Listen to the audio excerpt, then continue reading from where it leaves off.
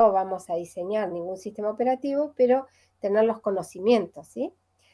Cómo se estructura, las distintas maneras, distintas estructuras de distintos sistemas operativos, máquinas virtual, que seguramente ustedes ya habrán indagado sobre máquinas virtuales para poder instalar sobre esa máquina virtual otro sistema operativo, por ejemplo el Linux, ¿sí? Que es lo que van a ver esta tarde. Y en cuanto a depuración, generación de sistemas y el sistema de reinicio o de boteo. Bien. Bueno, entonces, ¿qué vamos a hacer? Vamos a describir servicios de sistemas operativos, discutir las formas en que se estructuran y cómo se instalan los sistemas, ¿sí? A grandes rasgos, ¿sí? Cómo se personalizan y cómo se inician, ¿sí? Cuando nosotros por primera vez instalamos un sistema operativo, tiene que haber toda una personalización de acuerdo al hardware con el cual va a trabajar, ¿sí? Los sistemas operativos se tienen que adaptar a una máquina particular, ¿sí? Para poder trabajar. Entonces se debe personalizar. Esa personalización, ¿sí? Se lleva a cabo a través de un programita que se encarga de eso, ¿sí? Bueno. Ahí vamos. Bueno, entonces podemos ver los sistemas operativos desde estos distintos puntos de vista, ¿no? Por ejemplo, cuando decimos que el sistema operativo, ¿cuál es la visión de los programadores? El programador en realidad lo que le interesa es qué servicios brinda el sistema operativo para poder hacer los programas y hacer uso de esos servicios, ¿sí? Un programador lo que va a hacer es va a hacer uso de estas que se llaman las APIs, ¿sí? Para poder, bueno, hacer las llamadas a sistema, ¿sí? A través de algo que se llama interfaz programa de aplicación. Entonces, los servicios del sistema operativo están más dirigidos a los programadores. En cambio, la interfaz y los programas del sistema están dirigidos a los usuarios. O sea, el que va a hacer uso de un sistema operativo tiene que ser amigable, a ver qué programas me brinda, a ver qué puedo hacer yo con mi sistema operativo, ¿sí? Cuáles son las facilidades de uso que me brinda. Por otro lado, el que diseña sistemas operativos le va a interesar qué componentes contiene, cuáles son las interconexiones, etcétera, ¿sí? Entonces, son distintos puntos de vista de los servicios que brinda el sistema operativo. Bien, entonces en cuanto a las funciones, podemos, que son útiles para los usuarios, ¿sí? Estamos viendo digamos, el punto 2 sería dirigido a los usuarios, estarían la interfaz, ¿sí? La interfaz sería cómo el usuario se va a comunicar con el sistema operativo, ¿sí? Cómo interactúa el usuario a través de... Hay tres grandes gamas que son la interfaz línea de comando, ¿sí? Que se le llama CLI, que es a través del prompt, ¿sí? El prompt donde ahí se escriben comandos y se van ejecutando.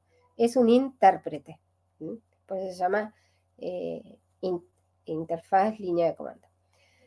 Por otro lado tenemos la interfaz gráfica, ¿sí? En la cual están diseñadas a través de lo que conocemos como ventanas, usando el mouse y botones del mouse que tienen distintas acciones, y el modo batch, que el modo batch, todos los comandos se colocan dentro de un archivo y después se apilan, digamos, todas las acciones que se quieren llevar a cabo, ¿sí?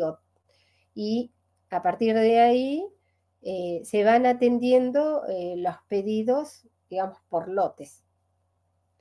Entonces, todas las entradas quedan como una cola de entrada, ¿sí? Y después va a haber, ahí no interactúa el usuario, ¿sí? Cuando es modo por lotes. Simplemente el usuario coloca todas las entradas o los programas o los comandos, y por otro lado aparecen las salidas a medida que se van procesando. Y todas esas entradas, podemos decir, bueno, se genera un archivo, ¿sí? En el archivo se ponen todos los comandos que se quieran ejecutar, y la salida puede ser por cualquier dispositivo, o una impresora, o quizás otro archivo, ¿sí? Bien. Otras funciones útiles para el sistema operativo serían la ejecución de programas. Bueno, cuando tenemos los programas, necesitamos esos programas que se mantengan en la memoria, o sea, que se carguen a la memoria de alguna manera, ejecuten y tengan una finalización que el sistema operativo debe tener conocimiento, o más que nada debe atenderla si se trata de una ejecución o una terminación normal o anormal, ¿sí? Si es normal, bueno, dará un mensaje finalizado, ¿sí? Un end, por ejemplo. Y si es anormal, seguramente deberá atender o indicar qué tipo de error tuvo, por qué tuvo esa finalización anormal, ¿sí? O sea, todo tiene que estar manejado, ¿sí? Tanto si finaliza abruptamente, bueno, por qué finaliza, etcétera. Otras cuestiones en cuanto a facilidades o utilidades según el usuario son las operaciones de entrada-salida, ¿sí? Estas están dirigidas a archivos o a dispositivos de entrada-salida. Esas operaciones de entrada-salida no solamente son entrada-salida por dispositivo. También el sistema operativo debe tener un manejador de sistema de archivo, o también, sí, sistemas de archivo donde están aplicados tanto a archivos como a directorios, ¿sí? Es fundamental el sistema de archivos porque también ahí está muy conectado con las operaciones de entrada-salida, ¿no? Y ¿qué hacemos con los archivos? Bueno, el sistema operativo debe tener las facilidades como para que el usuario pueda acceder, leer, crear, borrar, ¿sí? Tanto para directorios como para archivos, ¿sí? También se les llama carpetas, ¿no? Según el sistema operativo. Buscar, modificar nombre, listar. También el control de permisos o administrar permisos. ¿Qué implica esto? Que, por ejemplo, tengo archivos donde está restringido el acceso para determinados usuarios, ¿sí? Algunos usuarios podrán leerlo, otros ejecutarlos y no modificarlos. O hay otro permiso que se les da a un determinado usuario o grupo de usuarios para la modificación, ¿sí? Entonces, por eso es súper importante este módulo también sobre el manejo de sistema de archivos. Digamos que por cada uno de estos seguramente vamos a ver un módulo que lo va a desarrollar. En cuanto a las comunicaciones, la comunicación está hablando sobre comunicación entre procesos dentro de una misma computadora, o la comunicación entre procesos a través de la red, ¿sí? Hay dos mecanismos, ¿sí?, para la comunicación, que es a través de una memoria compartida, ¿sí?, donde se destina una zona de memoria para poder hacer la comunicación entre procesos, o a través de paso de mensajes. Cuando es a través de paso de mensajes, ahí toma intervención el sistema operativo, donde la comunicación o todos los mensajes deben pasar primero por el sistema operativo y después recién a ver, el enviador le manda pasa el mensaje al sistema operativo y el sistema operativo reenvía para el destinatario, ¿sí? O a través de un buffer que mantiene el sistema operativo. En cambio, con memoria compartida, el sistema operativo puede no enterarse que dos procesos se están comunicando a través de este mecanismo, ¿sí? Bien, la otra... Ay, se me pasó.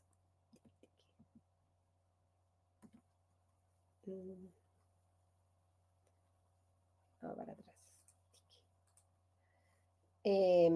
Otra de las utilidades sería la detección de errores, ¿sí? Tanto de hardware como de software, ¿sí? Programas de usuario, ¿sí? Errores, puede haber, no sé, errores de memoria, que accede a una dirección que inválida, ¿sí? Porque está utilizada, o accede a una posición que no existe, o, bueno, distintos tipos de errores que pueden surgir. Y a través de dispositivos de entrada-salida, lo mismo, ¿sí? Bueno, todos los tipos de errores, el sistema operativo de alguna manera debe capturarlo y darle algún tipo de atención, ¿sí? Y no, si surge un error, se cae todo y queda como que se pierde todo, ¿sí? El sistema operativo lo que tiene que hacer es garantizar que siga funcionando de alguna manera, o si hay un error, bueno, manda un mensaje y genera una interrupción y deja ese proceso, digamos, en espera, pero todo el sistema sigue funcionando, o sea, ese proceso genera un error, ya sea de programa, entonces invocará a otro proceso para que se siga ejecutando, ¿sí? Y no se caiga todo el sistema. Y como dice acá, para cada tipo de error, el sistema operativo debe ejecutar alguna operación para atenderlo, ¿sí? Para asegurar justamente que sea consistente toda la computación del sistema. Bueno, acá tenemos la gráfica de qué involucra el sistema operativo, ¿sí? Por ejemplo, tenemos en la parte inferior el hardware, y sobre el hardware se monta el sistema operativo. El sistema operativo es lo que está pintado todo de celeste, entonces fíjense que la parte más baja tiene los servicios del sistema operativo. Los servicios como da servicios a la ejecución de programa, operaciones de entrada-salida, el sistema de archivo que hablamos, el módulo de comunicación entre procesos a través del paso de mensaje o memoria compartida, la asignación de recursos, ¿sí? Recursos del sistema, ya sea de memoria o diferentes recursos. Tiene un módulo de contabilidad, ¿sí? Donde se lleva a cabo, no sé, cuándo inició el sistema, qué usuarios están conectados, desde qué hora hasta qué hora, o sea, cuánto tiempo lleva conectado, qué capacidad de memoria está usándose cada proceso, etcétera, etcétera. O sea, hay un módulo de contabilidad para estadísticas o para ver la eficiencia o el rendimiento del sistema, ¿sí? Aunque para nosotros todo esto es transparente, permanentemente está haciendo registros de todo lo que está ocurriendo, ¿sí? A través de ese módulo de contabilidad. También servicios de protección y seguridad en cuanto a, tiene que saber qué usuarios están logueados, ¿sí? Qué permisos tienen los archivos en cuanto a, al modo de acceso, por ejemplo, ¿sí? También protección en cuanto a al mismo sistema, ¿sí? Ayer hablábamos de que el sistema tiene que estar protegido contra interacción de usuarios, ¿sí? A través de funciones o instrucciones privilegiadas. Y también módulos de detección de error, donde también tiene que haber tablas donde para cada tipo de error hay un código, ¿sí? Que lo resuelve o que lo... no es que lo resuelve totalmente, pero sí por cada error va a haber alguna acción que va a tomar el sistema operativo. ¿Se entiende? Bien, entonces, hay un conjunto de servicios del sistema operativo y por otro lado el sistema operativo brinda algo que se llama las llamadas a sistema. Esas llamadas a sistema van a ser la comunicación que va a tener cada módulo con el usuario, ¿sí? O sea, para poder hacer uso de los servicios del sistema operativo, se va a hacer a través de llamadas a sistema. Por eso estas llamadas a sistema es una interfaz a cada uno de los módulos, ¿sí? Y por otro lado, el sistema operativo ofrece interfaz a los usuarios, ¿sí? Acá es como que está bien dividida las partes, ¿sí? Entonces, en cuanto a la interfaz de usuario, ya dijimos, puede ser a través de línea de comandos, modo batch o a través de interfaz gráfica, ¿sí? Entonces, lo que está por encima, fíjense que son los usuarios y otros sistemas, otros programas del sistema que pueden quedar por afuera del sistema operativo. O sea, el sistema operativo tiene esto que involucra y después se pueden ir agregando otros programas del sistema, ¿sí? Que van a quedar por afuera.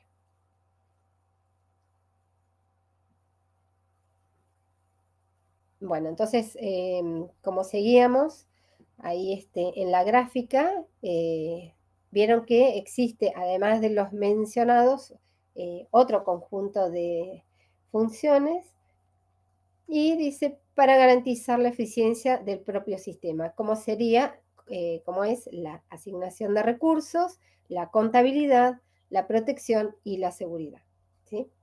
Ahí en cuanto a la contabilidad, fíjense que dice lleva la cuenta de qué usuarios emplean qué recurso y en qué cantidad, ¿sí? En qué cantidad de recursos están asignados a cada proceso. Por ejemplo, un proceso tiene, no sé, la memoria, la CPU, ¿qué otros recursos? Puede tener el disco o tales archivos, o puede tener la impresora, o puede tener el plotter, ¿sí?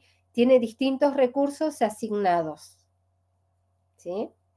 ¿Cuánto tiempo va a tener esos recursos asignados? Entonces, toda esa contabilidad, ¿en qué momento libera qué recursos? Una vez que libera, tiene que estar contabilizado para que quede disponible y otro proceso lo pueda utilizar.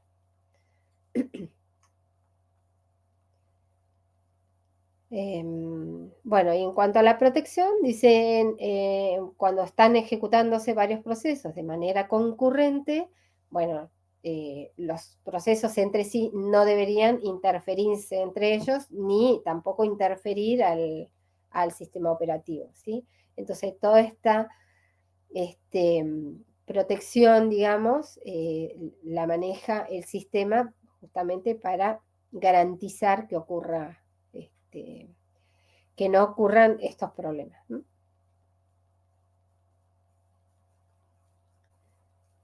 Bueno, como dijimos, protección implica asegurar que todos los accesos a recursos del sistema estén controlados, ¿sí?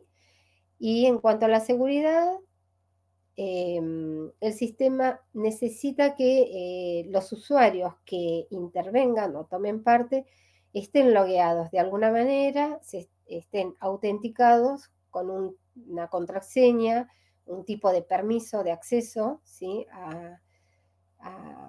Al sistema o a distintos recursos del sistema, ¿sí? Y algo importante que dice acá, dice la seguridad se extiende en defensa de los dispositivos externos de entrada-salida modem, red, frente a intentos de accesos no válidos. ¿Esto qué quiere decir? Que cuando nosotros estamos en red, el sistema debería estar como más protegido ante accesos ilegales, ¿sí? A través de la red. Y algo que está acá destacado dice, para que el sistema esté protegido y seguro, la protección debe implementarse en todas sus partes, pues una cadena es tan fuerte como el más débil de los eslabones. ¿Qué significa esta frase? Yo puedo tener un sistema muy seguro, muy protegido, ¿sí? Pero por ahí suele suceder, ¿no? Que, a ver, tengo contraseñas para accesos a, a recursos, a archivos, a distintos procesos. Pero puede ser que uno de los usuarios que tiene tan segura se olvide la contraseña, la deje pegada y queda a disponibilidad, o bien, capaz que no, que es peor aún, le presta la contraseña a otro usuario para que haga uso, ¿sí? Como de favor, ¿sí? Entonces, ahí se encuentra la debilidad del eslabón, ¿sí?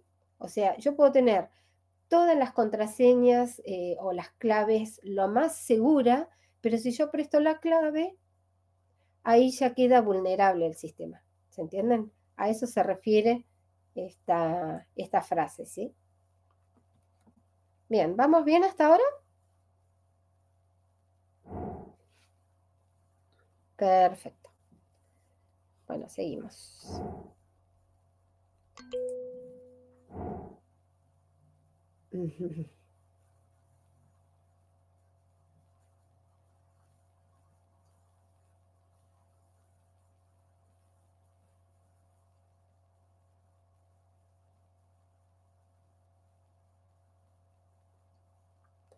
Claro, sí, sí, sí, sí, sí.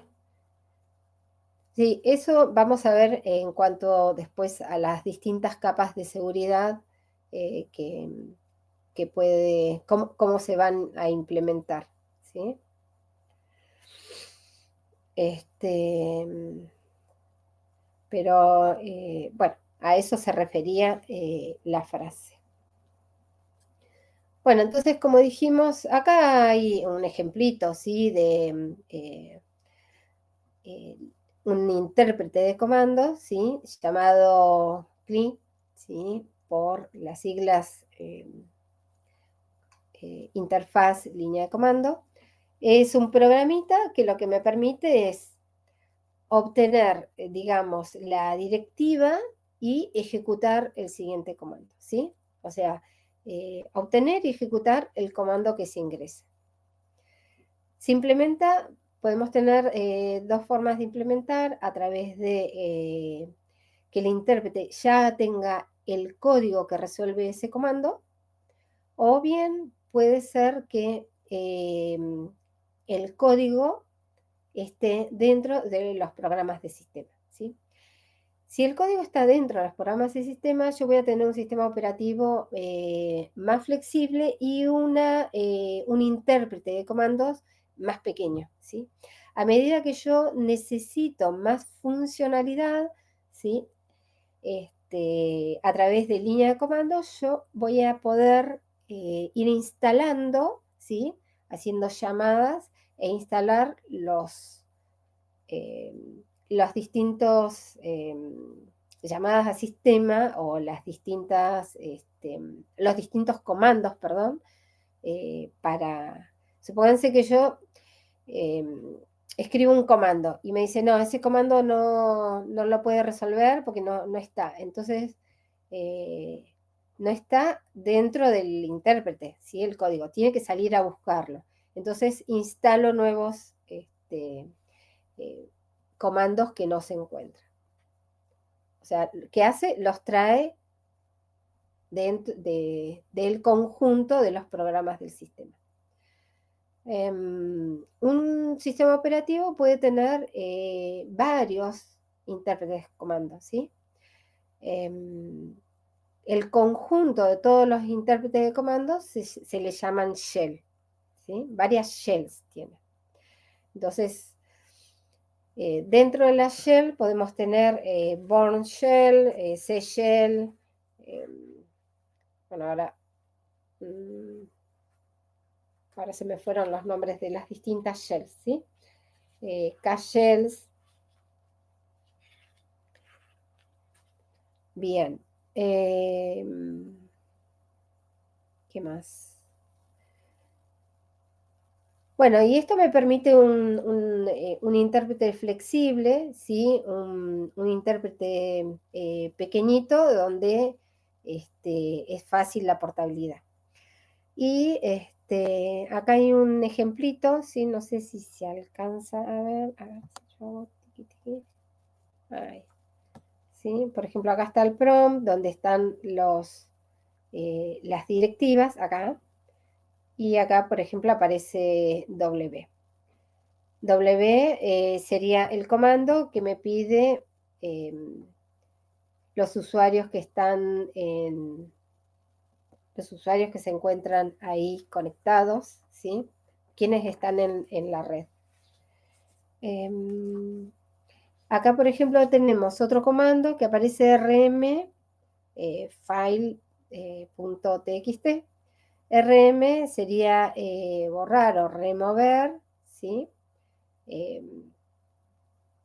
O sea, rm sería el comando. Y el nombre del archivo .txt sería el parámetro. O sea que yo puedo tener comandos sin parámetros o con diferentes parámetros o con muchos parámetros, ¿sí? Entonces, después vamos a ver cómo hago cuando yo tengo un montón de parámetros para pasar, ¿sí? O sea, ¿dónde los captura el sistema operativo? Bien. Otra manera dijimos que era otra interfaz, era la interfaz gráfica, ¿no? Bien, esto ya, ustedes nacieron, digamos, con el Windows ya, así que seguramente no hay mucho para explicar. La interfaz gráfica es a través de ventanas, menús, utilizando el mouse. Se presentan los iconos que representan archivos, programas, diferentes acciones, el mouse que tiene los botones para tener acciones sobre los iconos, ¿sí? Ya sea para desplegar menú, ejecutar archivos. Pero bueno, acá la interesante fue dónde nació esto, quién lo... Ah, bueno, entonces sí, estamos en sintonía, entonces. Bueno, esto que está acá es el primer mouse, ¿sí? Histórico. Fue inventado por Xerox, de los años 70. Y bueno, fíjense que era un dispositivo de madera con un botoncito así, una ruedita. Bueno, como para que dejarlo como anécdota. Bien, casi todos los sistemas operativos tienen la interfaz gráfica y la interfaz de línea de comando, ¿sí? O sea, el intérprete de comando. Algunos nacieron para estar más basados sobre interfaz gráfica, como Windows, ¿sí? Cuando nació Windows, la idea era todo sobre interfaz gráfica, pero sí mantiene una shell, ¿sí? Un intérprete de comandos.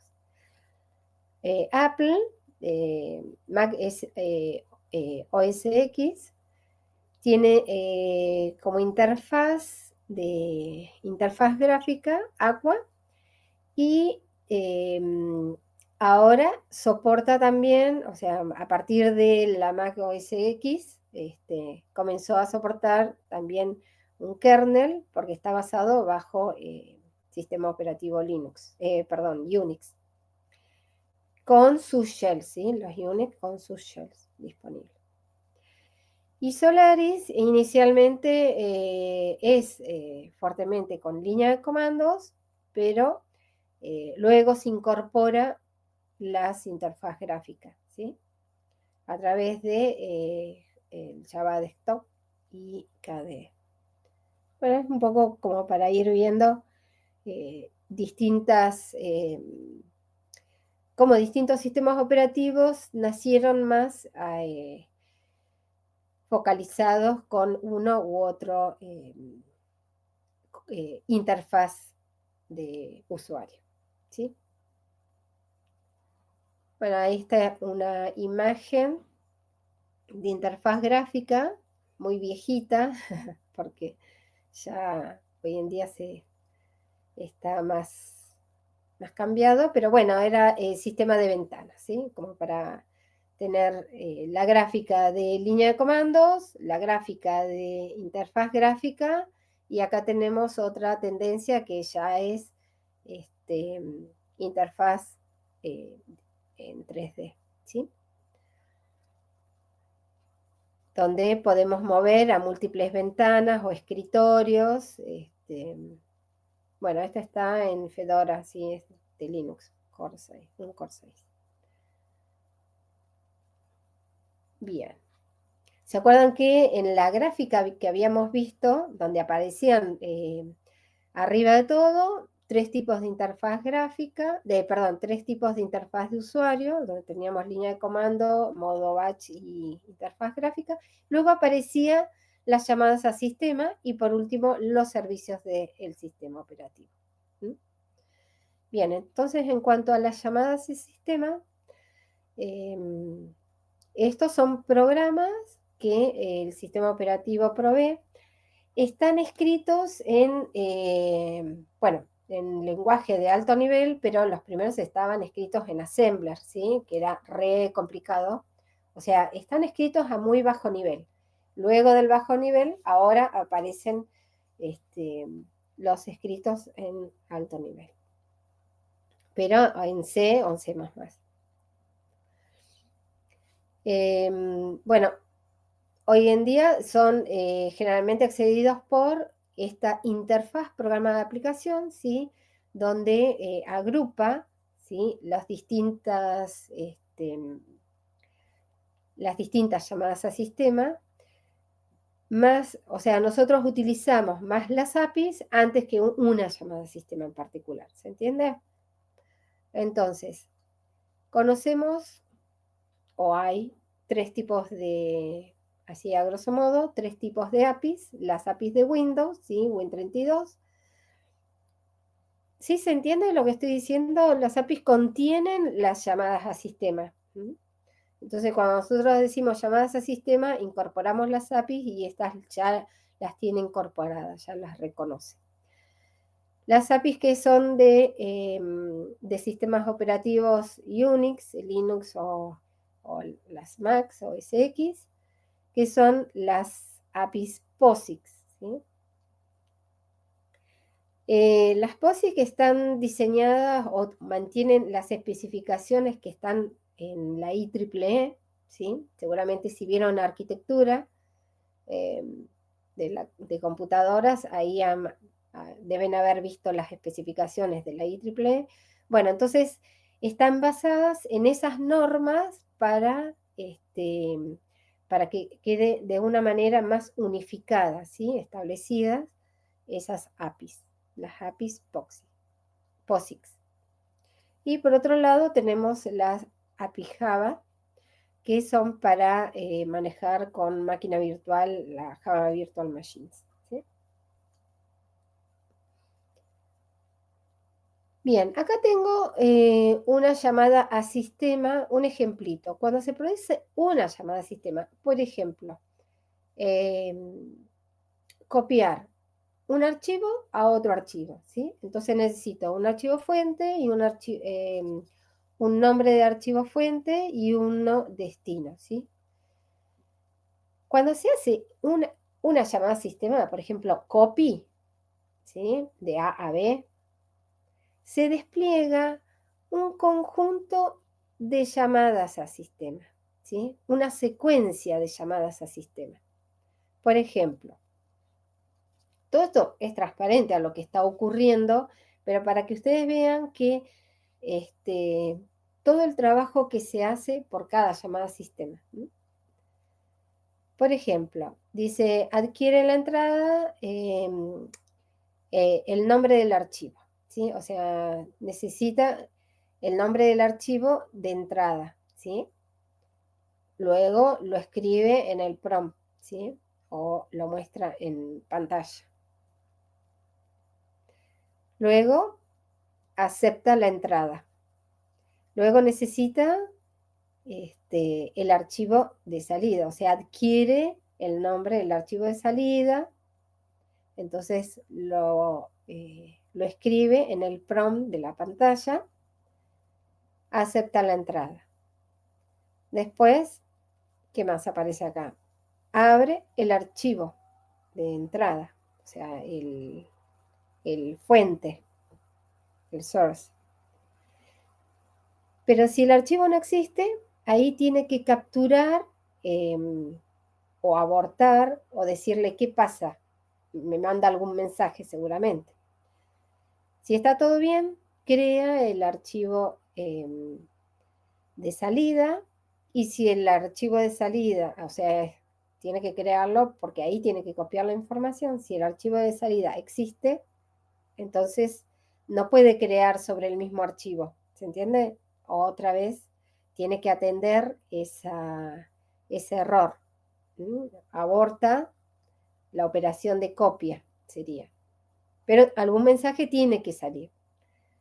Bueno, si está todo bien, entonces abre el archivo en el fuente, crea el archivo de salida y empieza a leer. Hace un loop hasta que es fin de archivo o fin de la lectura y lee la entrada y escribe en el archivo de salida. Lee del archivo de entrada y escribe sobre el archivo de salida. Una vez que finaliza, cierra el archivo de salida y manda un mensaje que ya se completó, y esa sería la finalización normal, ¿sí? Toda esa secuencia hace una llamada a sistema, una única llamada a sistema. Las llamadas a sistema se encuentran en las APIs, ¿sí? ¿Se entendió? Todo esto es transparente, pero para que vean ustedes todo lo que ignoramos, digamos, qué pasa cuando hacemos copy a B, ¿sí? O copy.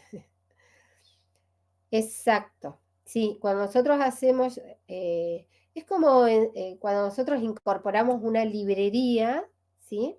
Esa librería mantiene un conjunto de podemos usar un conjunto de llamadas a sistemas, ¿sí? La API es, por ejemplo, la API Windows, la API, perdón, la API Win32 o la API Proxy o la API, ¿se entiende? Esas son las APIs. Y dentro de las APIs aparecen las distintas llamadas a sistema. Bien, acá tenemos un ejemplo de una API estándar donde mantiene, sería la función de lectura, ¿sí? Pero para Win32. O sea, readfile está dentro de la API de Win32. ¿Qué va a hacer? Me va a leer, me permite read file, un archivo, leer un archivo. Entonces, fíjense esta que tiene, a ver, bueno, este sería el nombre de la función, ¿sí? donde tiene el valor de retorno, que va a ser un booleano. Significa que si pudo leer el archivo, entonces me va a devolver verdadero, supónganse. ¿Sí? ¿Se entiende? Ay, no sé qué hice. Ahí. Entonces, perdí mi punterito. Acá. Lo que acompaña al read es un conjunto de parámetros, ¿sí? Los parámetros están así en vertical. Entonces, fíjense que dentro de los parámetros podemos tener, no sé, el nombre del archivo leído, ¿sí? Acá está el file. Acá vamos a ver la descripción, ¿sí? Que está abajo. Tenemos el archivo leído, luego dentro de buffer aparece, ay, se me fue, aparece la dirección de donde va a recibir el dato, que se va a leer, porque yo le tengo que decir, ¿cuál es el nombre del archivo? ¿Dónde está ubicado? ¿Cuántos bytes está leyendo, ¿sí? O sea, por palabra. Luego, el número de bytes leído durante la última lectura. O sea, va leyendo y tiene que llevar la contabilidad cuántos bytes está leyendo o dónde se va posicionando. Y fíjense, el último parámetro es el overlap. Habla del solapamiento, ¿sí? ¿Se acuerdan que en la clase anterior hablamos de la comunicación, la entrada-salida? ¿Por qué? Porque nosotros cuando leemos un archivo, ¿qué estamos haciendo? Estamos haciendo una entrada-salida, ¿sí? ¿Se acuerdan que las entradas-salidas hablamos que podían ser síncronas o asíncronas? Cuando era asíncrona, ¿qué pasaba? Me permitía solapamiento, ¿sí? O sea, si yo le digo que es asíncrona, mientras está leyendo, ¿sí? No se queda el proceso retenido, sino que mientras se produce la entrada-salida de la lectura, permite que otro proceso pueda continuar, ¿sí? O que el proceso continúe haciendo otra acción. Por un lado se está haciendo la entrada-salida y por el otro lado permite la continuidad hasta que se termine esa entrada-salida. Entonces, a eso se refiere al overlap, ese parámetro. Puede o no usarse, o puede o no setearse. ¿Mm?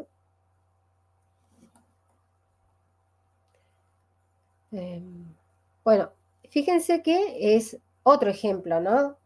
Diferente al anterior, que el anterior, ¿cuáles eran los parámetros? ¿Se acuerdan este?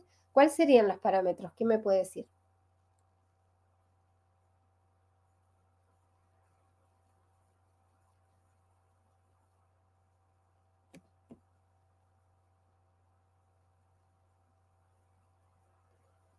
Acá yo digo que la llamada sistema es copy, es el archivo a copiar, y el de salida, perfecto.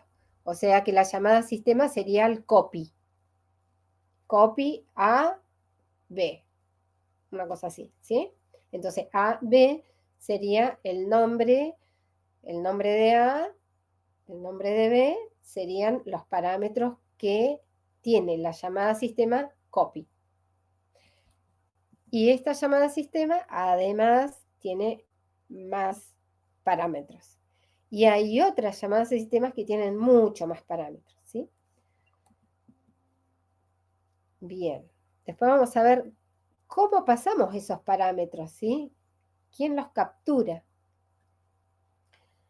Entonces, cada llamada sistema tiene asociado un número y la API mantiene una tabla indexada de acuerdo a estos números, ¿sí?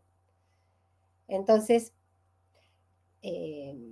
bueno, la API lo que hace es, necesita que el kernel devuelva el estado de la llamada sistema con los posibles valores, ¿sí? Ahí hablábamos del retorno de la llamada sistema. Ahora, el proceso que realiza esta llamada sistema no tiene que saber cómo está implementada. Simplemente, fíjense que lo único que tiene que saber es qué me va a devolver y cuáles son los parámetros que necesita de entrada. Puedo usarlos todos o puedo usar algunos, ¿sí? Capaz que hago read, el nombre del archivo y nada más. Y el resto no están seteados, ¿sí? A veces puede ocurrir eso. Que no estén seteados y estén seteados por default, ¿sí? Capaz que por default hay un número de bytes y lee de acuerdo a una cantidad de bytes. Pero no habla nada, ¿sí? Acá está cómo llamarlo. Entonces en la API va a aparecer cuál es la función, ¿sí? Cuáles van a ser los parámetros y qué me va a devolver. Tengo que saber qué hace, pero no cómo lo hace, ¿sí? Cómo está implementado. Entonces, solo necesito invocar la API, entender lo que hará el sistema como resultado a la llamada. La API oculta al programador los detalles de la interfaz. Y, bueno, estos son manejados por la librería en tiempo de ejecución. Bueno, acá tengo un ejemplito donde el usuario llama a open, ¿sí? Entonces va a abrir, por ejemplo, un archivo. ¿Sí? Entonces la llamada sistema, en modo usuario, fíjense que acá aparece el modo usuario, modo kernel. Cuando se hace una llamada sistema, la aplicación ejecuta open, pasa a la interfaz de la llamada sistema, ¿sí? A la API, y esta, bueno, se cambia a modo kernel para dar ejecución. Entonces, busca en la tabla donde se encuentra esa llamada open y donde se encuentra, perdón, la implementación de esa llamada open, ¿sí? Y accede, fíjense que acá está la implementación, y accede, y acá recién aparece esa llamada sistema, ¿sí? Recién acá está apareciendo la llamada sistema de la apertura. Bueno, termina la ejecución, digamos, de esa implementación y retorna el valor, ¿sí? Cuando retorna el valor, fíjense que tiene que cambiar de modo para devolver el valor al usuario. Acá hay otro ejemplo, ¿sí? Un programa C llama a printf, ¿sí? Printf lo que hace es, bueno, mostrar en pantalla, imprime. Este printf, bueno, hace printf, bueno, y tiene que imprimir este mensaje. Cuando se ejecuta, lo que hace, fíjense que acá tiene que estar incluida, ¿sí? La librería stdio.h, ¿sí? Es el estándar stdio de entrada-salida.h.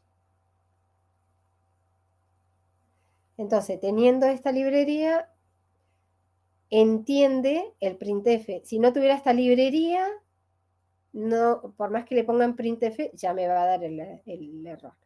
Lo que hace es, hace una invocación, pasa a modo kernel, y modo kernel entiende que el printf va a invocar a el write, ¿sí? Entonces, la llamada sistema es el escribir. Entonces, termina de invocar eso, de ejecutar, perdón, y le devuelve el control al programa del usuario, ¿sí? ¿Se va entendiendo? Bien. Entonces, como dijimos, una llamada sistema requiere más información que solamente el ID o el nombre de la llamada sistema, sino que también el tipo que devuelve, la cantidad de información, por ejemplo, la cantidad de parámetros, y todo depende de qué tipo de llamada y del sistema. Entonces, existen 3 maneras de pasar los parámetros, era lo que hablábamos antes. El paso de parámetros, cuando la cantidad de parámetros es breve, es corta, ¿sí? Son pocos los parámetros a pasar, podemos usar los registros del sistema, ¿sí? Siempre y cuando la cantidad de parámetros sea menor a la cantidad de registros. Ahora, cuando supera la cantidad de registros, entonces se hace, los parámetros de la llamada sistema se pasan a través de un bloque, ¿sí? Un bloque o una tabla en memoria, ¿sí? Entonces, lo que se pasa como parámetro sería la dirección del bloque donde están todos los parámetros, ¿sí? Y, bueno, o sea, perdón, el parámetro se copia en el registro, ¿sí? ¿Se entiende? Por bloque se pasa la dirección de donde se encuentra esa tabla o el bloque, se pasa como parámetro, ¿sí? A través del registro. Entonces acá tienen el X, que serían los parámetros para la llamada. Entonces se carga la dirección en el registro y se hace la invocación a la llamada y se usa bueno, la dirección X que está en la tabla donde va a tener todos los parámetros, ¿sí? Los parámetros que no entran en la cantidad de registros, ¿sí? ¿Se entiende? Solamente paso la dirección. ¿Qué más? Y otra manera es a través de una pila. Entonces se usa la pila para ir apilando, digamos, los distintos parámetros de la llamada sistema. Entonces, el proceso, o el programa, el proceso, mejor dicho, pone en la pila los parámetros y el sistema operativo saca o desapila, digamos, esos parámetros para darle curso a la llamada sistema, ¿sí? Después devuelve el resultado. Bueno, entonces los métodos por bloque y pila lo que me permite es no limitar el paso de parámetros a las llamadas a sistema, ¿sí? Cuando el número supera la cantidad de registros.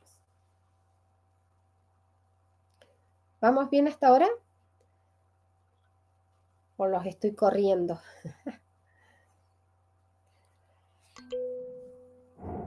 Bien, genial. Bueno, tenemos múltiples tipos de llamadas a sistema. Estos son a grandes rasgos, ¿sí? Nosotros en ejecución vamos a tener procesos, entonces tenemos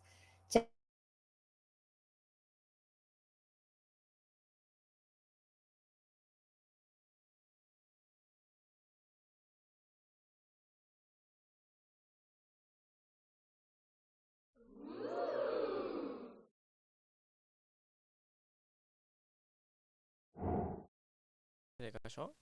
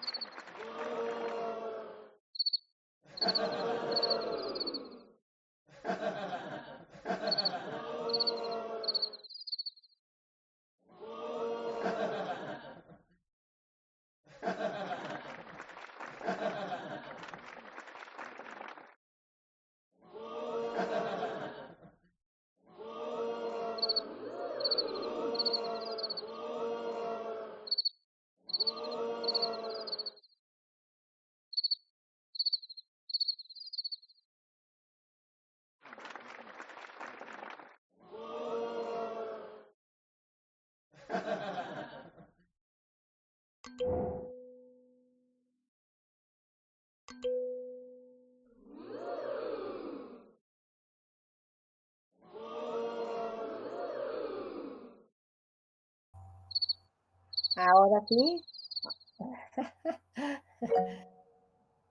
A ver, ahí volvió la profe. Ay, Dios. No se está, se salió la, a ver, déjenme ver. ¿Se sigue compartiendo o no? Ahí pongo de vuelta. A ver.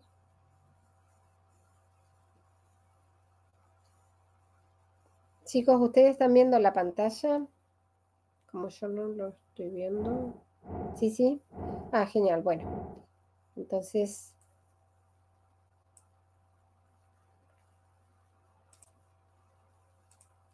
bien.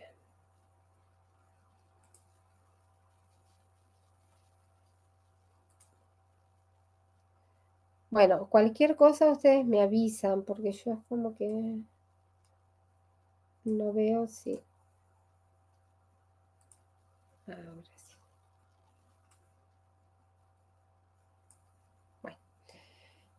Bueno, bueno, les decía, me quedé hablando sola, que, por ejemplo, acá cuando dice terminar una llamada a sistema, pues es end, ¿sí? O cuando decimos abortar es abort, ¿sí? Esas serían las llamadas a sistemas, cargar load, ejecutar, execute, ¿sí? Create o create process, esperar por tiempo wait time o wait event o señalizar signal, ¿sí? Signal event. Son distintas llamadas al sistema, o sea, no los quiero aburrir con esto, pero por eso digo, si ustedes después amplían un poquito, van a ver, acá está, que vamos a tener llamadas a procesos que después ustedes las van a usar, ¿sí? Van a usar distintas llamadas a sistemas, ¿sí? En cuanto a la administración de archivos, vamos a tener llamadas a sistemas para create, ¿sí? Crear archivos, borrar, delete, open, close, ¿sí? Que, por ejemplo, cuando hicieron algorítmica, ¿sí? Estuvieron usando diferentes eh, llamadas, ¿sí? A ver qué más. Para administrar dispositivos, solicitar o liberar un dispositivo, ¿sí? ¿Qué más? Reposicionarse. eh, a ver, para mantener información, time, date, ¿sí?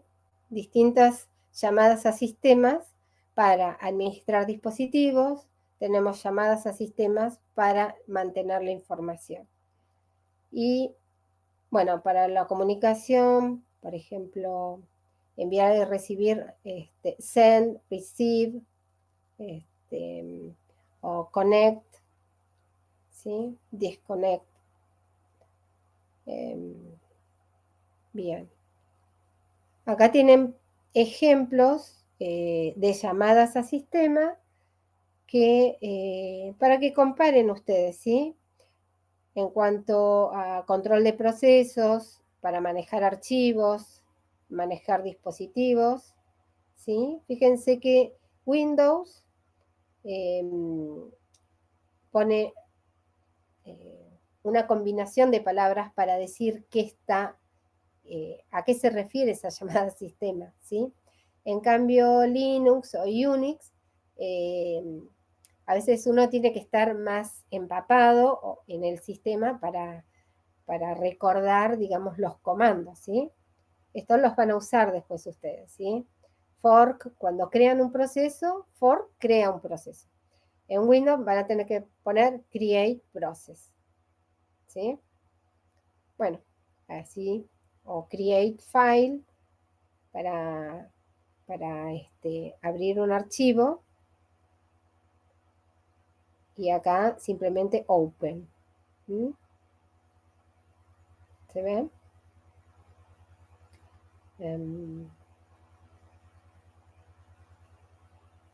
¿Qué más?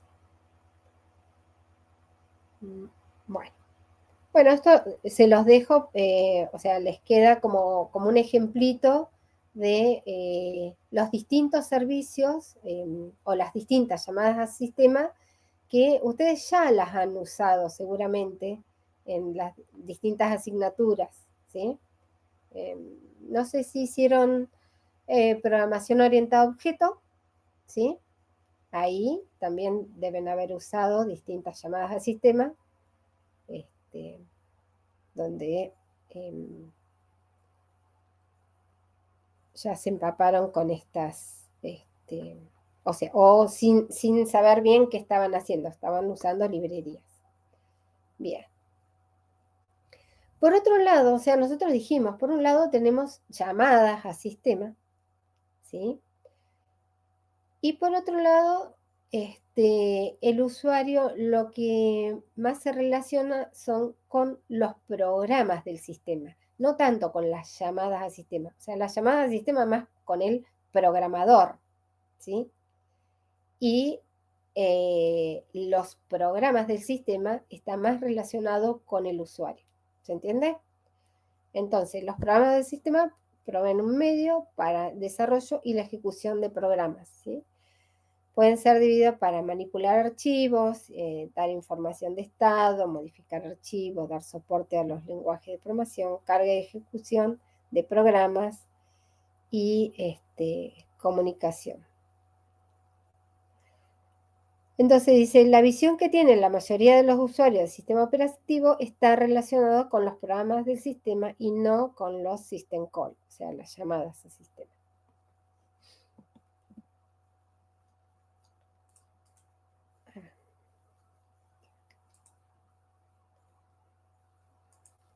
Ahí está. Entonces, para administrar, ¿me pasé dos o no? Ah, no, está bien. Para administrar archivos, bueno, los programas mantienen archivos, directorios, ¿sí? O sea, tanto como para archivos y directorios, lo que me permite es borrar, crear, copiar, imprimir, hacer listados, ¿sí? Hacer búsquedas de archivos dentro de carpetas, ¿sí? Renombrar.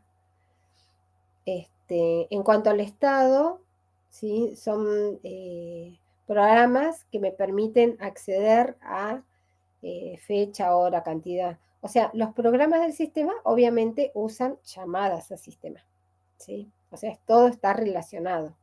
Pareciera lo mismo, pero está como en un nivel superior.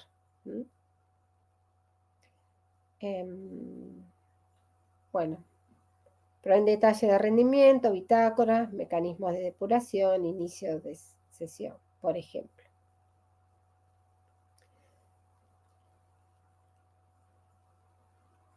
¿Qué más? Por ejemplo, la modificación de archivos. Se puede disponer de varios editores de texto para crear y modificar archivos. O sea, el sistema operativo puede venir con distintos tipos de editores. ¿Sí? Ustedes, no sé si en Linux van a usar el V, ¿sí? Pero tienen una serie de editores para modificar archivos. ¿Sí? Ahí vamos a ir viendo. Que todos forman parte del sistema operativo. Pero esos son programas del sistema operativo. Dar soporte al lenguaje de programación, ¿sí? O sea, una de las facilidades, proveyendo compiladores, ensambladores, depuradores, intérpretes, programas que me permiten la carga y ejecución de programas, ¿sí? Este sería todo el conjunto de los cargadores, cargador absoluto, cargador reubicable, editores. No se asusten porque todo esto que está así como muy, muy light, escrito, nosotros lo vamos a ir desarrollando, ¿sí? Lo vamos a desarrollar después en los futuros capítulos. En cuanto a la comunicación, provee mecanismos para crear conexión virtual entre procesos, usuarios o distintos sistemas. Bien, permitiendo el envío de mensajes, ya sea por correo, por páginas web, conectarse de modo remoto a través de llamada a procedimiento remoto, transferir archivos entre una máquina y otra. ¿Sí? Todo este módulo aparece en la comunicación. Y además de los programas del sistema, también hay programas utilitarios, ¿sí? Como explorador web, editores, base de datos, etcétera, ¿sí? Estos ya son programas de aplicación, ¿sí? Entonces, por un lado teníamos las llamadas a sistema. Por otro lado tenemos los programas del sistema, ¿sí? Y los utilitarios que se les llama programas de aplicación, ¿sí?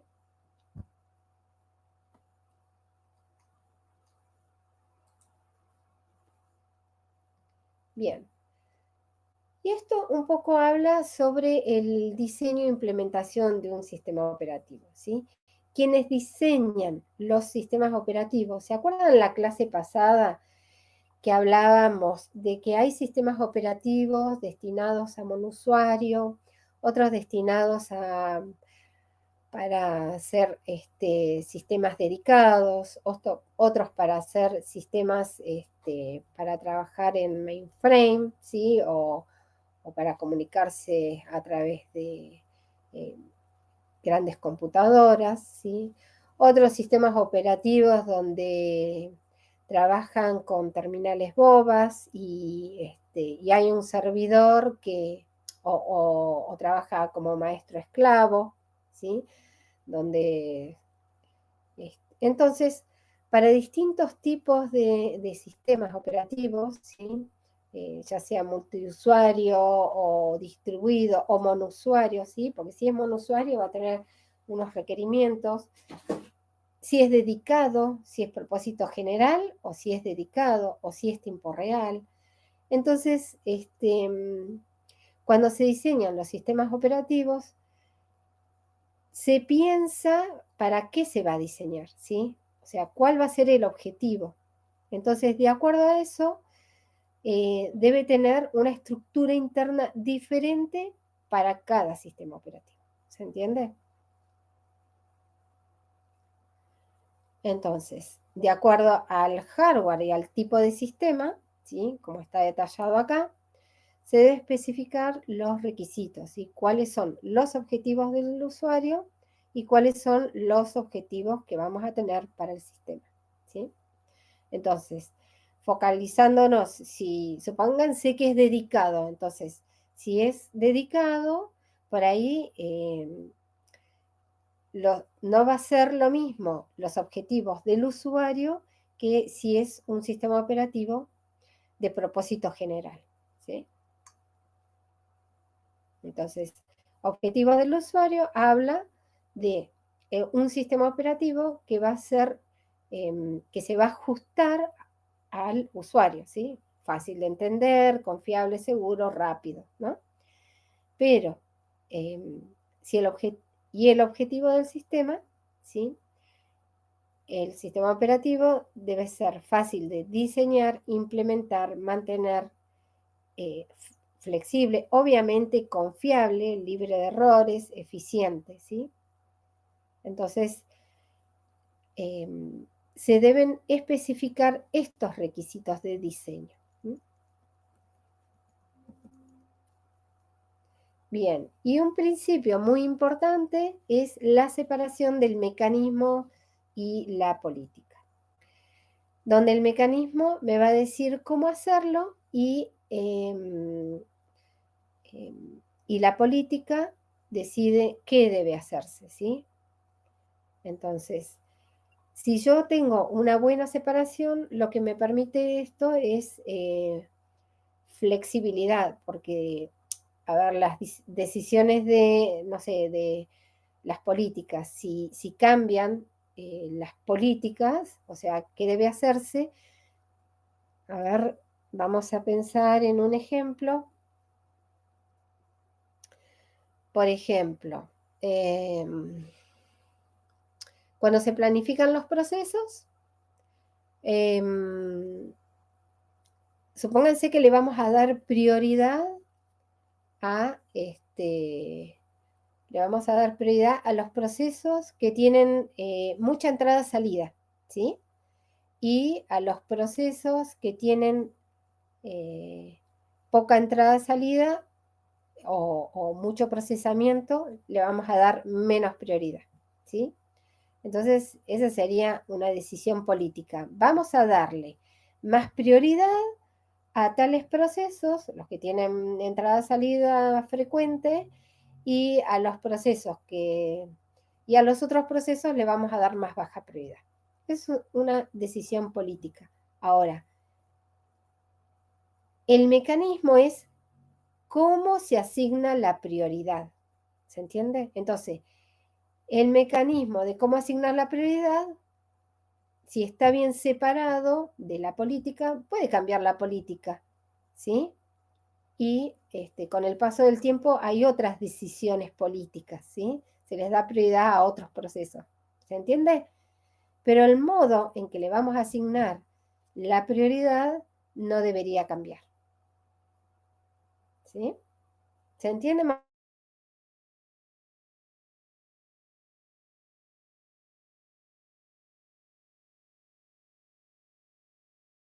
De hacerse.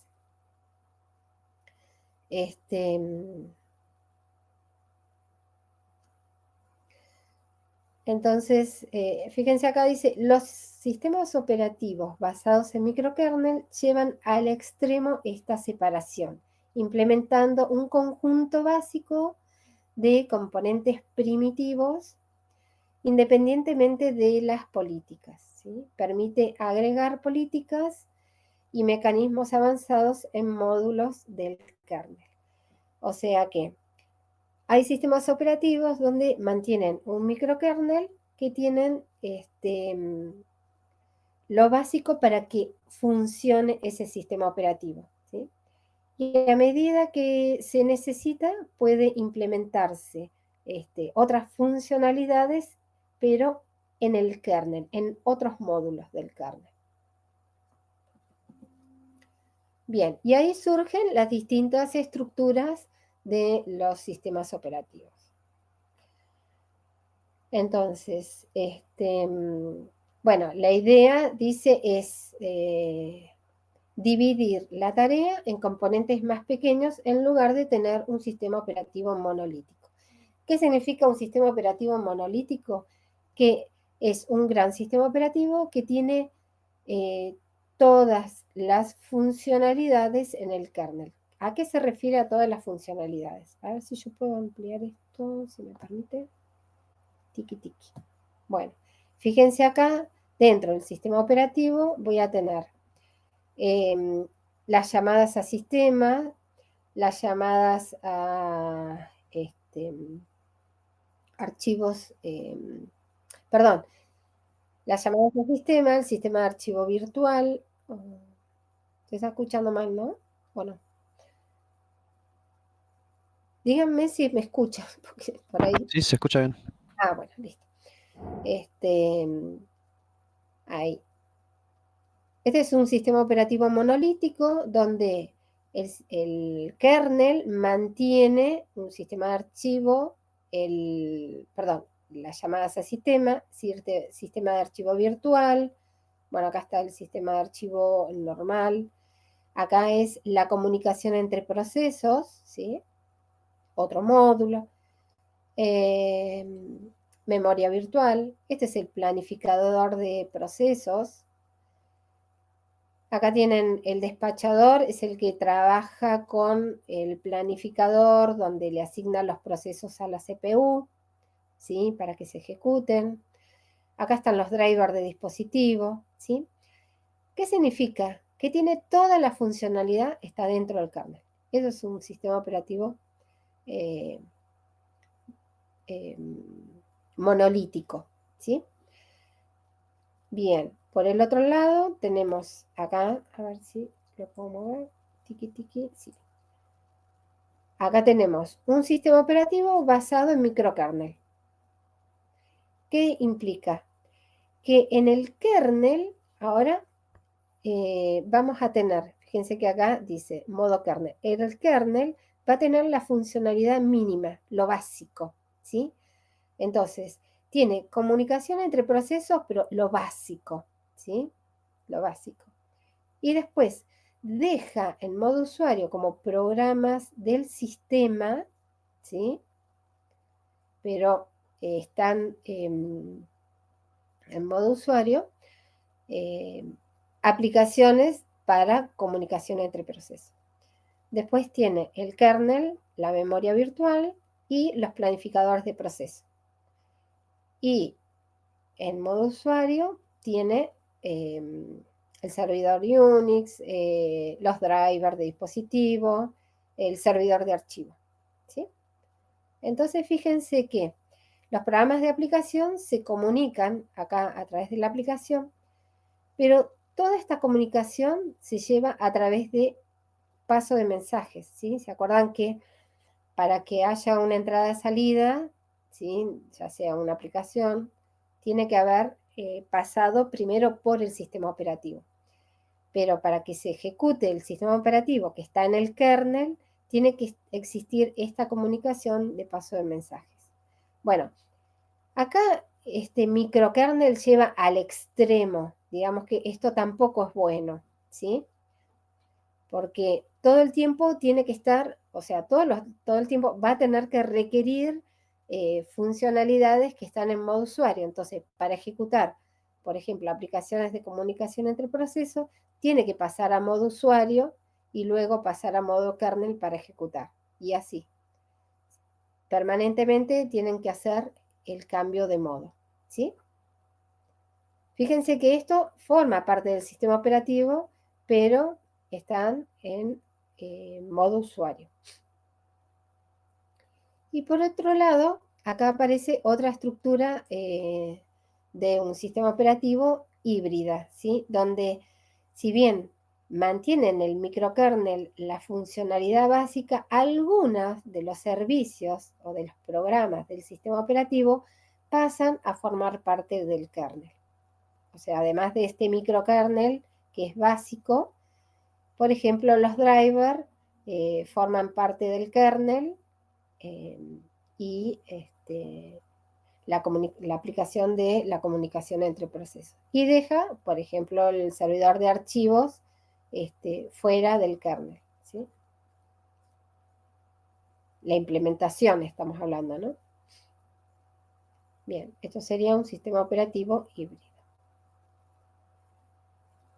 Entonces minimiza esa comunicación, por ejemplo acá, para hacer la comunicación esta entre la aplicación de la comunicación entre procesos, no tiene que hacer cambios de modo permanentemente, ¿sí?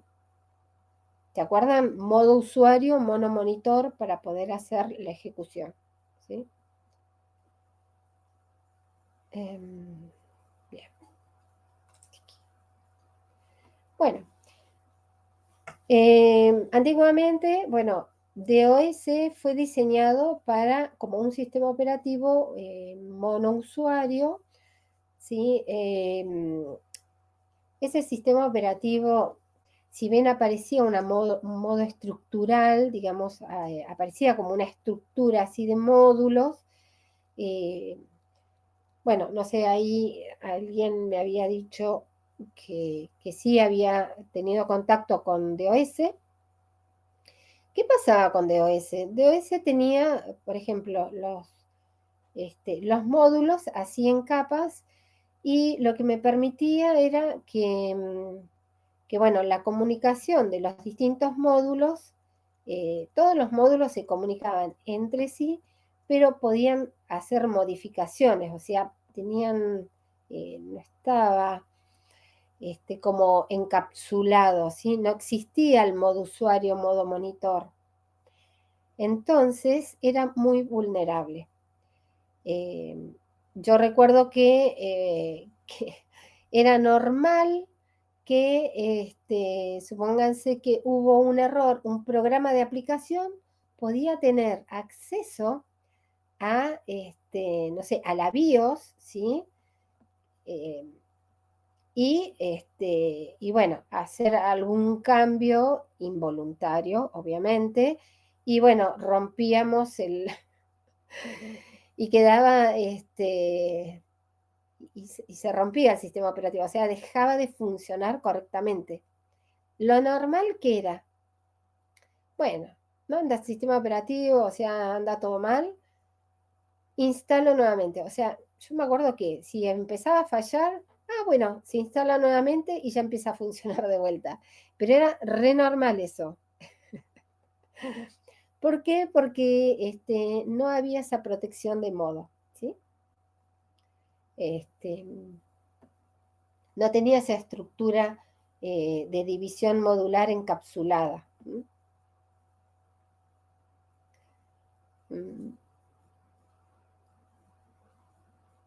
Bueno, acá como dice, los programas de aplicación pueden acceder a rutinas básicas, ¿sí? De entrada-salida, o sea, en la BIOS, bueno, para escribir en pantalla en disco, ¿sí? Y no tenía modo dual de aplicación ni protección al hardware. ¿Sí? Bien, esto queda como histórico, ¿sí? Luego, el Unix tenía, digamos, sí, una estructura donde el kernel del sistema operativo estaba formado por, bueno, supónganse acá, manejo, bueno, señales, ¿sí? Los drivers, manejo de terminal, sistema de archivos, y todo esto formaba parte del sistema operativo. Swapping, que lo hace con la memoria virtual, sistema de entrada-salida en bloque, bueno, driver de estos dispositivos, dice con cinta, planificador de los procesos, planificador de CPU.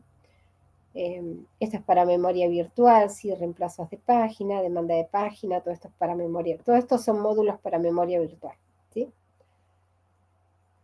Entonces, el sistema operativo tenía, por un lado, bueno, esta sería la interfaz para el usuario, las shells, ¿sí? El intérprete de comandos, las librerías de sistema, una interfaz para las llamadas a sistema del kernel y una interfaz para comunicarse con el hardware, ¿sí? Donde aparecían, creo que se ve muy oscuro, ¿no? Acá, los controladores para los distintos dispositivos, ¿sí? Controlador de memoria, controlador de dispositivos de discos cintas, controlador de terminales. Pero el kernel era lo que estaba montado entre estas dos interfaces, la interfaz con la llamada sistema y la interfaz con el hardware, ¿sí? Era más estructural. Pero bueno, el problema que tenía acá, que estaba todo dentro, el sistema operativo contenía todas las funcionalidades, ¿sí? Y un es original, limitado por funcionalidad del hardware, y tenía las partes separadas de los programas del sistema y el kernel, ¿sí? Es lo que vimos, ¿sí?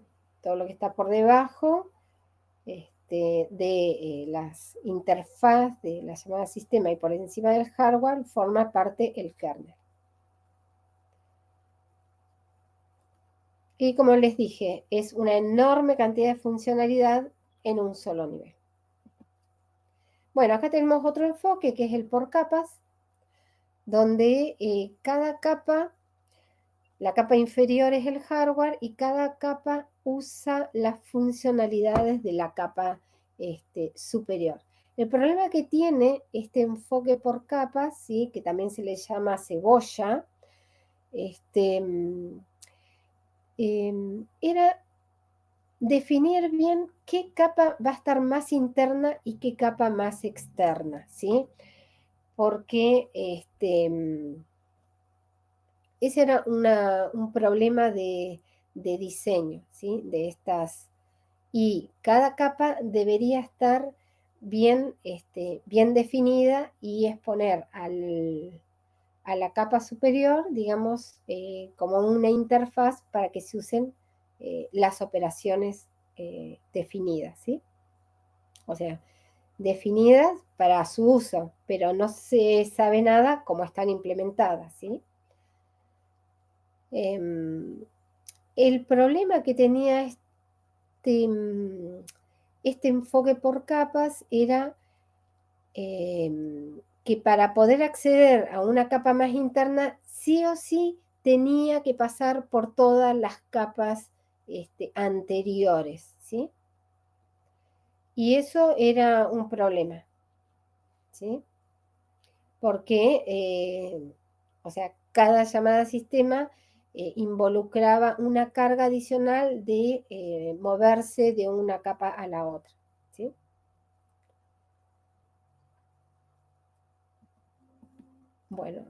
Bueno, esto es un poco hablar de lo mismo. Las operaciones estaban ocultas, o sea, la implementación solo se mostraba, se podía usar la funcionalidad, ¿sí? De las capas más internas. O sea, solamente se podía comunicar con la capa subyacente, ¿sí? No todas las capas internas. Bien, entonces, el diseño de sistema microkernel, la idea era eliminar todo lo que no es esencial para el kernel y lo implementaba como programas del sistema, ¿sí? En el espacio de usuario. Con esto logramos un kernel más chiquitito con una funcionalidad esencial, ¿sí? Más, bueno, ¿cuáles son los beneficios? Fácil de extender, portable, confiable, seguro, ¿sí? Y bueno, esto habla de los detrimentos, o sea, cuál es la desventaja sobre, vamos a necesitar una mayor carga porque necesitamos la comunicación para pasar a modo usuario para buscar los programas del sistema, ¿sí? Para las funcionalidades que me están faltando. Esto es un poco lo que vimos en la gráfica, ¿sí? Bien. Otro diseño, ¿sí? De cómo se estructuran los sistemas operativos es a través de un diseño modular, ¿sí? Este sería el enfoque de orientado a objeto, donde cada módulo queda separado, por un lado, el núcleo o el microkernel o el kernel del sistema operativo y por cada programa del sistema, ¿sí? Se diseña un módulo separado, ¿sí? Así como se ve como estrella, ¿no? Ahí. Digamos que hay similar a capas, pero más flexible. ¿Dónde está la flexibilidad? Que cuando yo necesito un módulo, lo cargo al kernel, ¿sí? Y lo uso de esa manera, ¿sí? Cada vez que se necesite y no tengo que pasar una capa sobre otra capa como el diseño de cebolla. Bueno, y esta sería la estructura híbrida donde tenemos el match, que sería el microkernel, ¿sí? Acá tenemos un sistema, un kernel DBS, donde fíjense que acá el match, que es el microkernel, va a tener funcionalidades para gestionar la memoria, o sea, administrar la memoria, hacer la llamada a procedimientos remotos, esto es a través de la red, ¿sí? Las llamadas a procedimiento, la comunicación entre procesos, ¿sí? IPC se le llama, y paso de mensajes para hacer la comunicación y planificar los hilos, ¿sí? Acá ya empieza el tema de hilos de comunicación, perdón, hilos de ejecución. Eso sería lo que contiene el microkernel match. Y por otro lado, tiene un entorno de el kernel BSD, donde tiene el intérprete de comandos, soporte de red, sistema de archivos, las API POSIX y pthread, ¿sí? O sea, la librería para manejar hilos. Bueno, entonces la aplicación puede comunicarse o con servicios que están en el kernel o en el microkernel. Fíjense que es un sistema que lleva a cabo como una capa, a ver qué sería el microkernel, y sobre el microkernel tiene la capa del kernel, pero las aplicaciones pueden comunicarse con el microkernel sin pasar por todas las capas, ¿sí?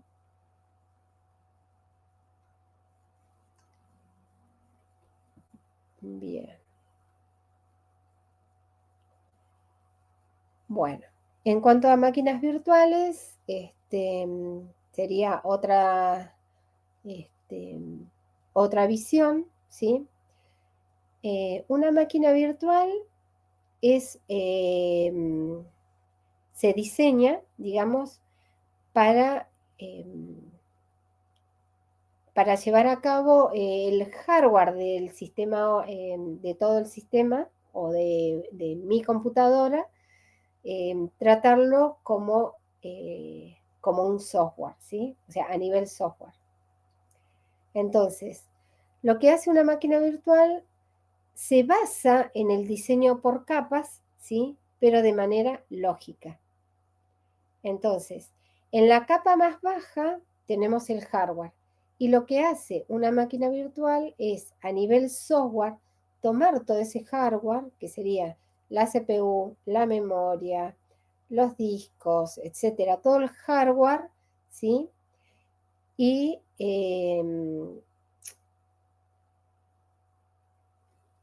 bueno, y como si fuera todo, bueno, y el software del sistema operativo como si fuera todo un hardware, ¿sí? Ahora vamos a ver la gráfica, ¿sí?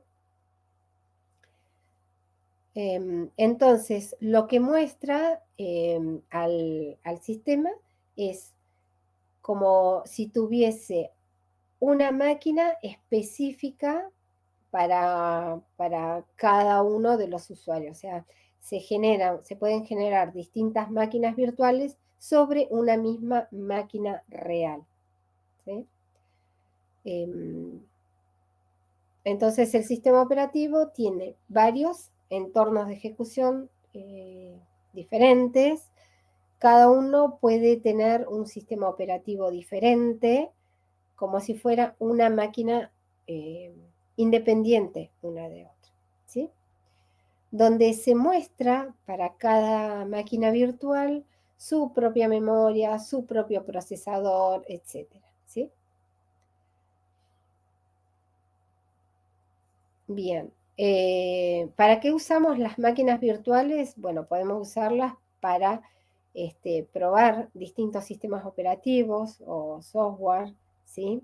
Para poder ver si, bueno, si estoy diseñando un sistema operativo nuevo, por ejemplo, y no quiero arruinar o que se me rompa o que deje de funcionar mi sistema, entonces se crea una máquina virtual y sé que está protegida mi máquina, ¿sí? Real.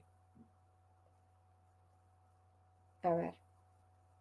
Entonces la idea es, acá tengo una máquina real donde tengo múltiples aplicaciones, un solo sistema operativo y el hardware, ¿sí? El hardware forma parte de la CPU, memoria, discos, y ¿qué serían estas? bueno, no sé, distintos hardware, ¿sí? Bueno, entonces, lo que me sirve, acá tengo otra imagen donde se crea una máquina virtual y tengo una capa, un software, si a nivel software, lo que hace es captura el hardware y lo muestra creando un nuevo espacio de ejecución, ¿sí? Entonces, de esta manera yo puedo trabajar de manera concurrente distintos espacios de ejecución con distintos sistemas operativos utilizando el mismo hardware, ¿sí? Entonces, cada máquina virtual está completamente aislada y protegida de otros usuarios, ¿sí? Que están trabajando de manera concurrente, ¿sí? Bien, ¿qué pasa si yo quisiera compartir, por ejemplo, acá tengo el disco y yo quiero compartir información acá de este disco? Entonces, lo que se crea son mini discos, ¿sí? Para la compartición de información entre los usuarios, ¿sí? También la red de comunicación se implementa a nivel software. Bueno, y acá dice útiles para investigación, desarrollo, test de sistemas operativos, ¿sí? Ustedes que ahora van a probar un sistema operativo, supónganse que tienen el Windows, quieren trabajar con, no sé, quieren probar Solaris, quieren probar Linux, entonces pueden crear distintas máquinas virtuales y en cada una instalar un sistema operativo diferente para probar su funcionamiento sin intervenir en su sistema operativo de su máquina real.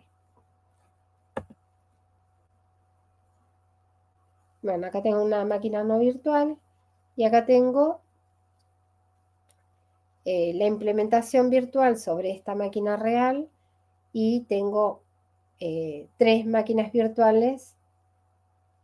O sea, se virtualizó 3 entornos de máquinas virtuales separados, ¿sí? Cada máquina virtual mantiene un kernel independiente unas de otras, ¿sí? Puedo instalar un sistema operativo diferente para cada uno con sus procesos trabajando de manera concurrente. Y no se interfieren unos con otros, o sea, están protegidos en su ejecución o su desarrollo, ¿sí? Bueno, acá hay un ejemplo de una máquina virtual VMware donde mantiene, fíjense que acá aparece el sistema operativo host y por un lado tiene la aplicación, ¿sí? Y una capa de virtualización. Entonces yo por un lado puedo estar trabajando con una aplicación sobre la máquina real y por otro lado la virtualización, o sea, lo que me permite es que yo puedo cambiar, ¿sí? Y estar de una máquina virtual a una máquina real, ¿sí?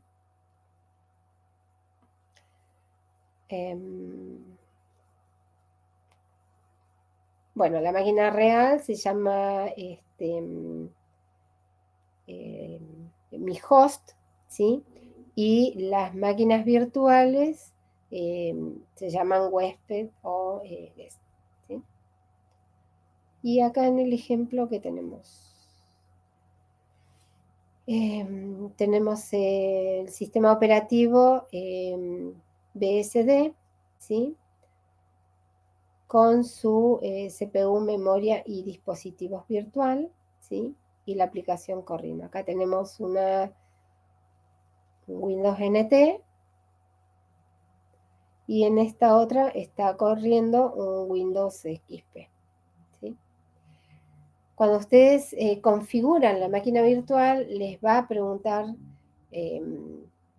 con qué memoria va a trabajar, cuánto se destina para cada memoria, o sea, cuánto espacio de memoria se destina para el sistema. Y así se va configurando la máquina virtual. Una vez que se configura, ya queda disponible para su uso.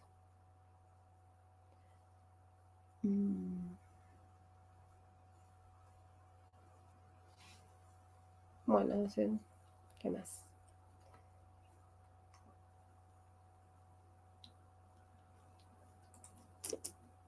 Bueno, acá tenemos quienes han hecho programación orientada a objetos, seguramente tuvieron que trabajar con la Java Virtual Machines, ¿sí? ¿Qué es esto? Si nosotros, la Java Virtual Machine es una máquina virtual, ¿sí? ¿Por qué? ¿Por qué decimos que es una máquina virtual? Cuando nosotros programamos en un lenguaje de programación orientado a objeto, por ejemplo Java, lo que hace es, se crea un programa con .class, ¿sí? Lo que genera este programa, o sea, lo que hace la máquina virtual es cargar, mantiene un cargador donde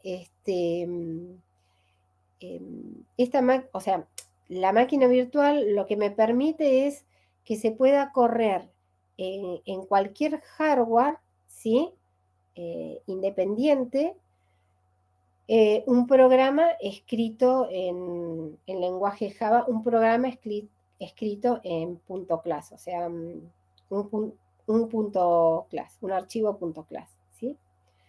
Entonces lo que hace es, cuando yo lo compilo, genera este programa, ¿sí? El compilador, y lo que hace es generar un código intermedio que se le llama bytecode. Este bytecode, o archivo .class, lo que me permite es que la máquina virtual pueda cargar las APIs necesarias, ¿sí? Y luego interpretar ese código para poder llevar a ejecutarse, ¿sí? Entonces, la Java Virtual Machine es una especificación de un computador abstracto, ¿sí? Por eso entonces, esa Java Virtual Machine consta de esto, del cargador y del intérprete Java asociado.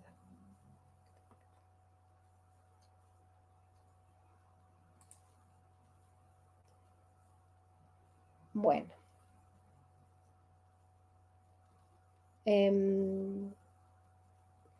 Cuando nosotros vamos a instalar por primera vez un sistema operativo, ¿sí? Los sistemas operativos se tienen que adaptar, digamos, al hardware o a la máquina en la cual vamos a instalarlo, ¿sí? Entonces, para esto hay que configurarlo, ¿sí? Al sistema.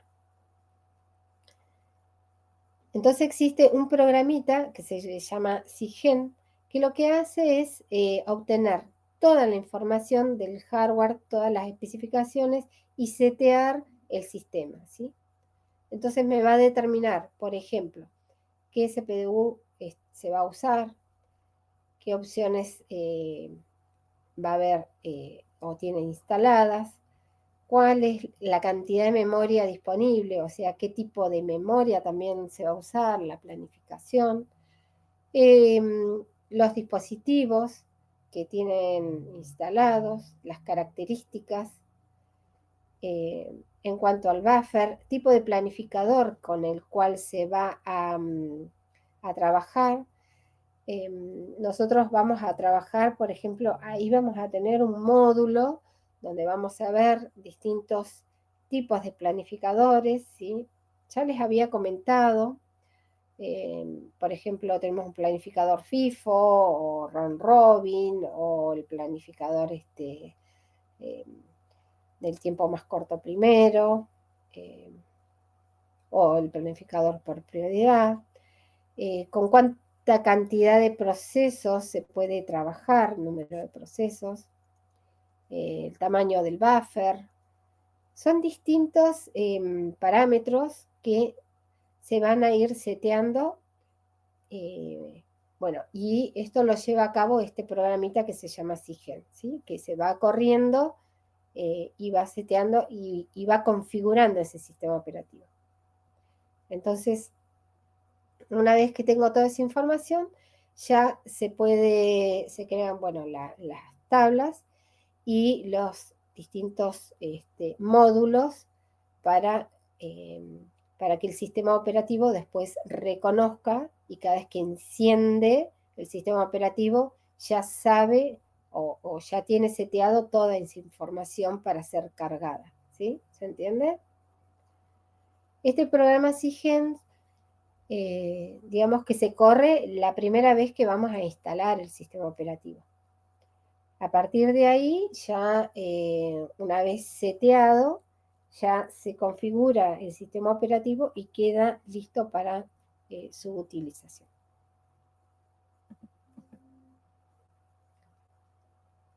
Bien. Bueno, y en cuanto al inicio del sistema, el sistema operativo, bueno, tiene que disponer del hardware específico para poder dar inicio, ¿sí? ¿Cómo iniciamos el sistema operativo? Bueno, hablamos ya la clase pasada que existe una sección llamada una sección de arranque, ¿sí? Que se encuentra en la ROM, ¿sí? Y este programita, Bootstrap, lo que hace es localiza el kernel. Primero lo que hace es levantar las primeras, serían las primeras instrucciones, sí, las primeras instrucciones de las cuales se va a encargar de cargar al kernel, ¿sí? Localiza dónde se encuentra el kernel y luego, bueno, le da, trae ese código inicial a la memoria o a las primeras sentencias para que se ejecute y luego a partir de ahí recién se busca al sistema operativo que se encuentra en realidad va y busca a un cargador del sistema operativo para que este cargador del sistema operativo se encargue de cargar al sistema operativo, ¿sí? Son como varios pasos que se llevan a cabo. Entonces, como dice ahí, con el encendido comienza la ejecución en lo primero que hace es busca en la ROM y localiza al Bootstrap, ¿sí? Que sería el programa que va a cargar el kernel, ¿sí?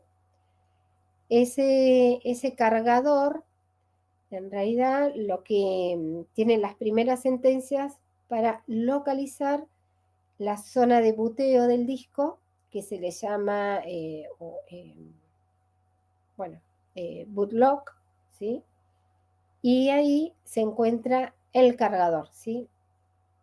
Este cargador, una vez cargado a la memoria, empieza a ejecutarse y es el encargado de localizar al programa cargador completo y empieza a cargar el kernel a memoria para dejarlo en su ejecución.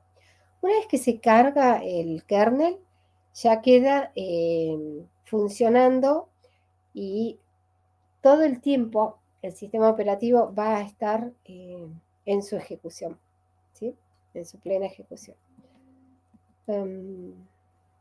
Esta era la última. Bueno, no sé si los estoy mareando, si ya los cansé.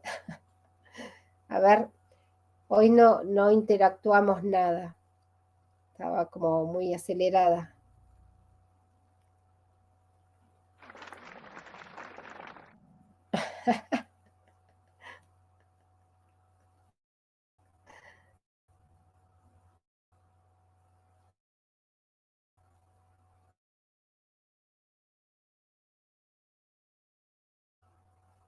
A ver, así yo puedo.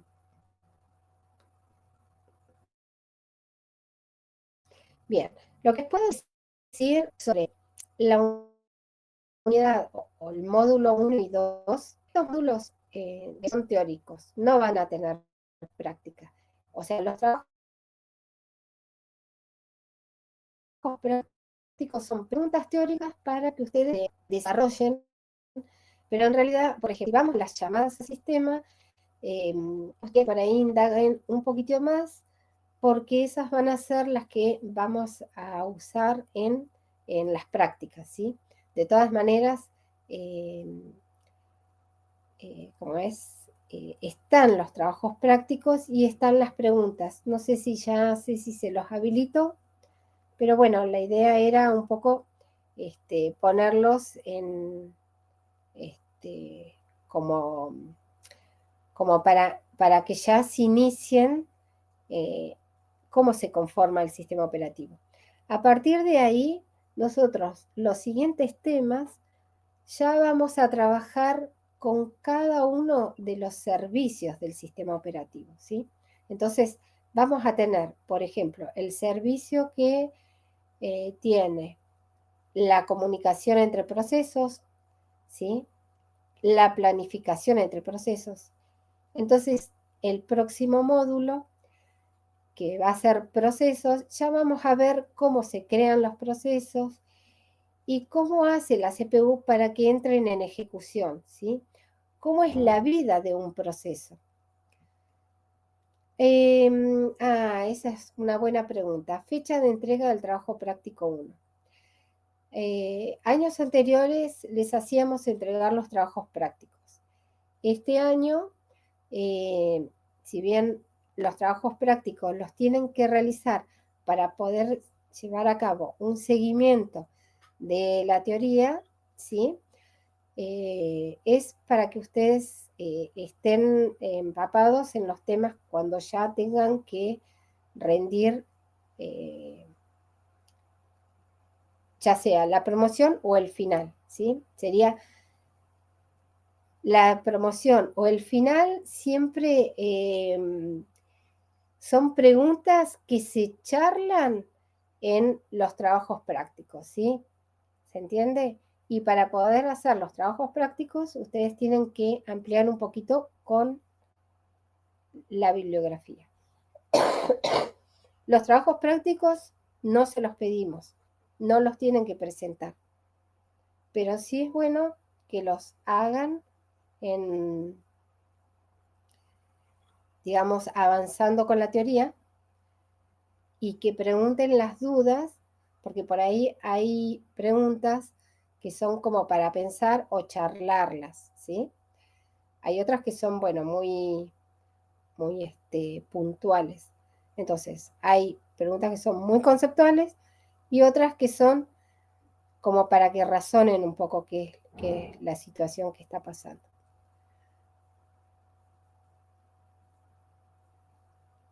Claro, tal cual.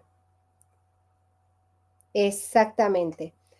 Este, mm, eso me gustaría charlar un poquito, que me cuenten cómo trabajaron con el práctico y con el material, con el profesor, ¿sí?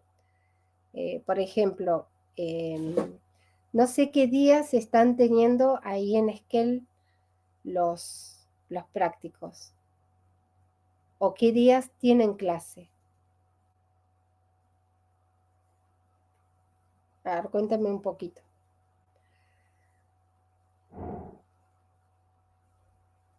Ajá, bien. Y ese día vieron, avanzaron con el práctico, con las preguntas del práctico y del práctico 1, ¿sí?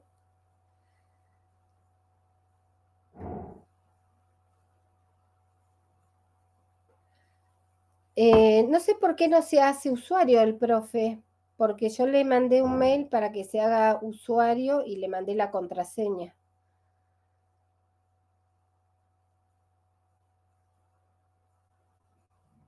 Tendría que estar en el campus el profe para que pueda tener acceso. Yo le mandé la unidad, le mandé los libros y si él tiene acceso al campus, ahí necesitaría que él se puede ya loguear y automatricular porque tiene la clave.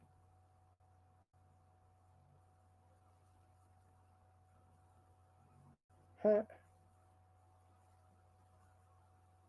Sí, sí, sí. Bueno, me voy a volver a... ¿Y solamente van a tener los miércoles clase?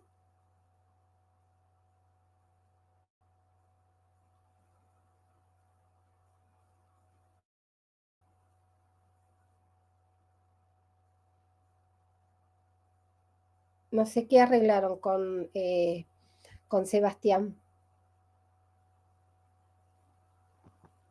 Buenas. El miércoles que viene es Ay, la no se última escucha, clase no con él. escucho yo.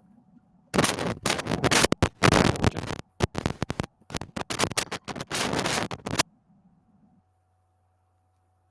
Ajá. Ah,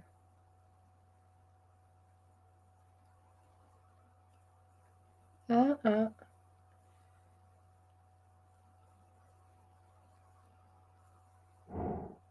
Ah, pero. Bueno. Ah, con factura lo van a convencer, mate, tortita, unos sanguchitos. Sí, yo no me pude comunicar porque estuve con problemas personales, no, realmente estuve muy con otras situaciones. Ese día miércoles no me pude conectar, pero le voy a volver a escribir para ver si charlamos un poco. Sí, la idea es que se automatricule y pueda ingresar. Yo le pasé todo, le pasé la clave y él tiene que entrar al campus. Yo lo estuve buscando, así como tenía su mail, el mail de ustedes ya estaban en el campus, entonces por lo tanto yo los podía incorporar a... Ah, no está en el SIU. Bueno,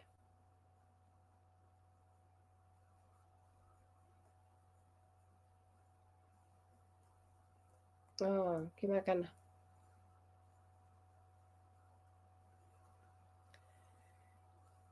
Claro, pero a ver, no necesita estar incorporado a sistemas operativos en el SIU, o sea, mm,